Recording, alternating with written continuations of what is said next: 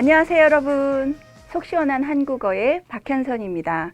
저는 오늘 UFC1 MMA님의 요청에 따라서 요구, 요청, 수요 세 단어의 차이점을 설명드리려고 합니다. 굉장히 비슷한 단어지만 분명한 차이점이 있으니까 끝까지 들어주세요. 자, 우선 세 단어의 그 사전적인 의미를 제가 찾아봤거든요. 그랬더니 요구는 받아야 할 것을 달라고 청함 또는 그 이라고 하고요. 요청은 필요한 일이나 행동을 청함 또는 그런 청이라고 설명이 돼 있어요. 또 수요는 어떤 재화나 용역을 일정한 가격으로 사려고 하는 욕구라고 설명이 돼 있습니다. 이런 걸 보면 수요는 조금 다른 것이 느껴지는데 요구와 요청은 정말 다른 것이 어떻게 다르다는 거지? 똑같은 말인가? 이런 생각이 들 정도로 굉장히 비슷합니다. 그래서 제가 예문을 한번 봤어요. 요구가 늘고 있다, 요청이 늘고 있다, 수요가 늘고 있다. 모두 사용이 가능합니다. 또 정부의 법적 개선을 요구하다, 정부의 법적 개선을 요청하다, 또 정부의 법적 개선을 수요하다. 이것만은 안 되는 거예요. 그래서 사용하는 그 용례가 너무 비슷해서 일단 다른 점 하나를 찾았는데 요구와 요청의 차이점을 찾는 것이 좀 쉽지 않았습니다. 그래서 여러 조사를 통해서 봤더니 일단 첫 번째 차이점, 아까 앞에서 예문을 통해서 봤지만 요구와 요청은 하다라는 동사와 함께 쓸 수가 있어요. 그래서 요구하다, 요청하다 이런 표현들이 가능하지만 수요 같은 경우는 하다의 형식으로는 사용할 수가 없어서 수요하다라는 말은 사용하지 않습니다. 그래서 일단 요구와 요청이 굉장히 비슷하고 또 이 두 개의 말은 하다라는 말과 함께 쓸 수 있다는 점에서 또 비슷합니다. 자, 여기서 일단 수요라는 말이 하다라는 말과 함께 쓸 수 없다는 점에서 차이점을 하나 발견했고요.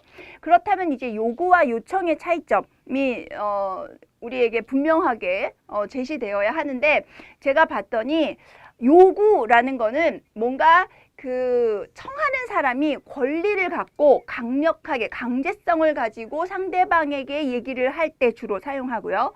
요청은 뭔가 상대방이 나에게 호의를 베풀어 주거나 나를 배려해서 어떤 것을 내가 원하는 것을 들어주는 경우, 그런 경우에 주로 쓰여서 강제성이 요청은 좀 약하고 요구는 강제성이 좀 강한 상황에서 사용이 됩니다. 그래서 권리를 근거로 내가 원하는 것을 말하느냐 아니면 상대방의 호의나 배려를 부탁하느냐 이런 차이에서 요구와 요청의 차이가 있었어요. 그래서 예문을 통해서 보면 법원이 출두를 요구하다 이렇게 할 때 법원이 거의 명령, 강제로 당신은 반드시 법원에 나와야 합니다. 나오세요. 이렇게 얘기할 때 주로 사용하고요. 법원이 출두를 요청하다라고 얘기하면 뭐 이 두 개의 말은 거의 비슷한 의미로 사용이 되지만 요청하다 그러면 안 나올 수도 있지만 당신 좀 나와줬으면 좋겠어요. 우리의 청을 들어주세요 라는 강제성보다는 부탁의 의미가 좀 더 커지는 거죠.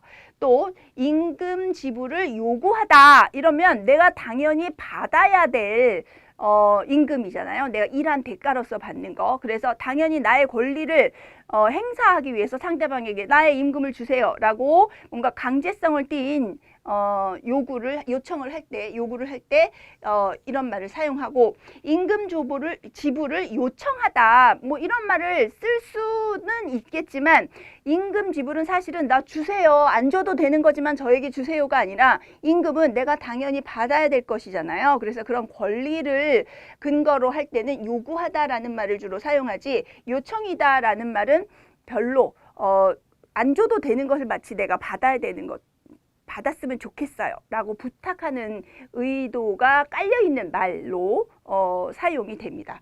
그래서 중요한 것은 요구는 강제성이 강하고 요청은 뭔가 상대의 호의나 배려를 바탕으로 해서 강제성이 약하다.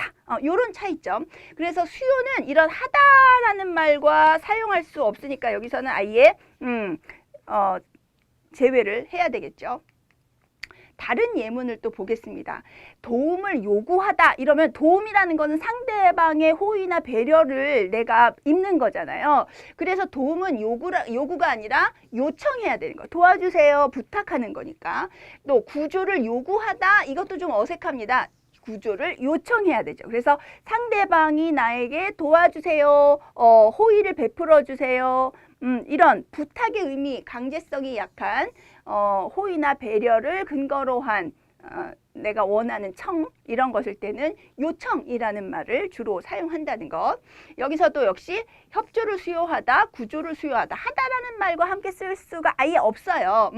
이거는 주로 경제 분야에서 사용되는 공급과 상대적인 의미로 쓰이는 명사로 주로 사용되는 경제 용어이기 때문에 강제성하고는 거의 무관합니다. 수요는. 그래서 권리를 바탕으로 강제성이 강한 것 요구, 부탁의 성격을 지니고 있고 강제성이 상대적으로 약한 것 이거는 요청 이렇게 사용한다는 것을 기억하면 좋겠어요.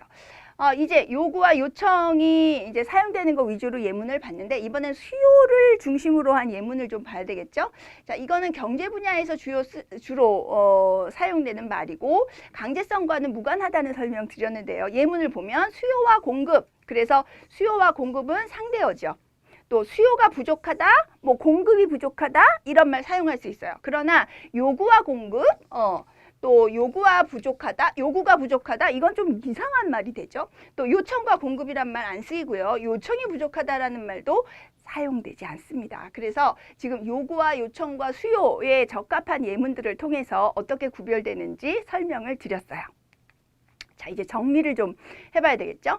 요구, 이거는 내가 받아야 될 것, 권리와 관계되는 받아야 할 것, 그런 의미고 그래서 강제성이 강하다.